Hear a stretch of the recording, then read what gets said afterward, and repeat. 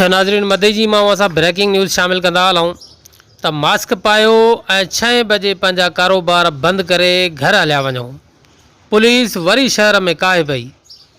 मदे थाणे जो SHO इल्ताफ़ Hussain कांदड़ो police अहलकार ऐं मोबाइल साण करे दुकानदारनि ऐं शहरियुनि खे कोरोना खां बचाव वारनि हुकमनि ते सख़्ती सां अमल करण जो हिदायतूं जारी कयूं।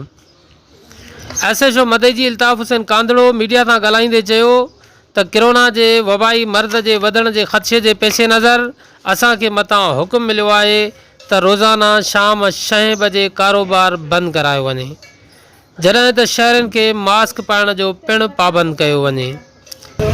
इन सिलसिले में मथियां मिलियल हुकुम जी तामील कंदे शहरियुनि खे कारोबार बंदि करण जे अपील लाइ निकिता आहियूं।